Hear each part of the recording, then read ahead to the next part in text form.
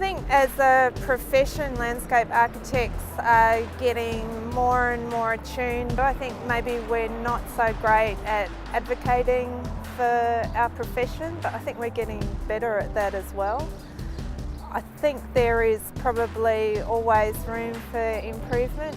Like, there's some really good examples of some excellent landscape architecture, but not everybody uses a landscape architect. You know, there are huge tracts of land which have been insensitively used that are on some of New Zealand's most busy tourist highways, and you know, I don't think it represents New Zealand well. So I think it could be more extensively used and more extensively integrated into other disciplines so that there's an awareness of what we have to offer.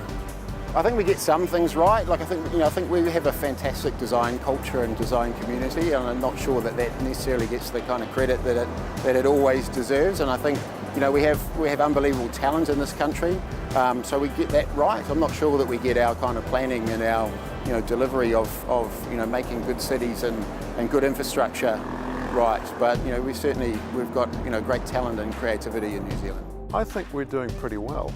I think we're increasingly aware of what's happening in the world, and probably are increasingly aware of the strengths that we have here in terms of our landscape and our culture and our history, even though we're quite a young culture. My background in landscape architecture was from the UK. I worked in America and China as well before I came to New Zealand. And I think all of those places are learning from each other, and I think New Zealand is learning from the wider landscape. But are probably doing incredibly well in terms of those cultural overlays, and that relationship is really strong in New Zealand, and I think that's something that's quite unique to us. Testing ourselves against the rest of the world, we certainly are holding our own and have a lot to offer, and I think we need to celebrate that and recognise that we do things differently in New Zealand, particularly around our cultural design. And that's unique.